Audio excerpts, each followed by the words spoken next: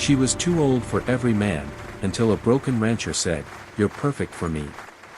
At 42, Clara Whitmore had learned to recognize the sound of a door closing, not the loud slam of rejection, but the quiet click of finality. It came disguised as polite smiles, unanswered messages, and the same sentence she'd heard too many times: "You're wonderful, Clara, just not what I'm looking for." She stood that morning at the edge of the small-town farmer's market in Montana, arranging jars of homemade peach preserves on a wooden table. Around her, laughter floated easily between couples, young hands intertwined, futures assumed. Clara adjusted her cardigan, brushed a strand of hair from her face, and reminded herself she was here for a reason: to sell her preserves and help fund the town's food pantry. Love, she had decided long ago, was something meant for other people. Clara wasn't bitter, just tired. Tired of being told she was too old to start a family, too settled, too much and not enough all at once. She'd spent her life caring for others, raising her younger siblings after their mother died, volunteering at shelters, cooking meals for neighbors who were sick or grieving. Kindness had become her language. But kindness, it seemed, was never enough to make someone stay. That was when she noticed him. He stood apart from the crowd, leaning heavily on a weathered cane. His jacket was worn, his boots caked with dried mud, and his eyes, those eyes, held the quiet ache of a man who had lost more than he spoke of. He studied her jars, not with hunger, but with curiosity, as if each label told a story. "How much for the peach?" he asked, his voice low and rough, like gravel softened by time. $5, Clara replied, smiling automatically. "But if you can't?" "I can," he interrupted gently, reaching into his pocket. "I just like knowing what things are worth." Something about that made her pause. His name was Eli Mercer, she learned. A rancher from the outskirts of town. Recently widowed. His ranch was struggling after a drought and a bad fall that left his leg permanently damaged. He bought one jar, then another, and before leaving, he said something unexpected.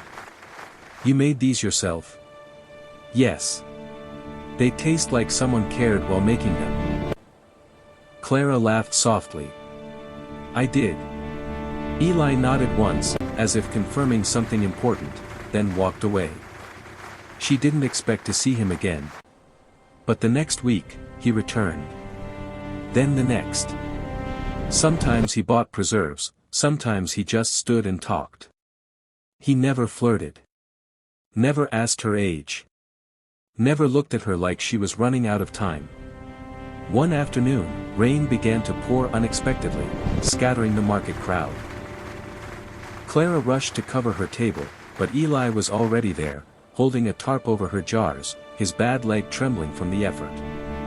"You don't have to," she started. "I know," he said. "But I want to." That simple sentence lodged itself in her chest. Weeks passed. Their conversations deepened. Clara learned about the ranch Eli had nearly lost, the wife he still spoke to in quiet moments, the nights he spent staring at a ceiling wondering if his life was already over. Eli learned about Clara's sacrifices, her loneliness, her habit of putting everyone else first. One evening, he invited her to the ranch, not for dinner, not for romance, but for help. "The barn needs fixing," he admitted. "I can't afford hired hands. I thought maybe, you know how to organize people." Clara said yes without hesitation. She rallied volunteers, cooked meals, coordinated supplies. The ranch slowly came back to life, not just the land, but Eli himself. He laughed more. Stood a little straighter. And Clara felt something unfamiliar bloom inside her, belonging. Then, just as quietly as it began, doubt crept in. One night, sitting on the porch, Clara finally voiced the fear she'd carried for years. "I know I'm not what most men want," she said, staring at the horizon. "I'm too old to start over. Too practical. Too..." Eli turned to her, eyes sharp with something like disbelief. "Who told you that?" he asked. "Everyone," she replied honestly. He was silent for a long moment. Then he said, Clara, when my wife died, I thought my life was finished. I thought I had nothing left to give. But you didn't see a broken man. You saw someone worth helping. She swallowed hard. You don't need to be younger, he continued. Or different. Or less kind. You're perfect for me because you know what it means to stay when things are hard. Tears streamed down her face before she could stop them. But I don't have time to waste, she whispered. I can't afford another goodbye. Eli reached for her hand, his grip steady despite the pain he carried. Neither can I, he said. That's why I'm choosing you. The realization hit her like sunlight after a long winter. Love wasn't about timing or age or perfection. It was about recognition, seeing and being seen.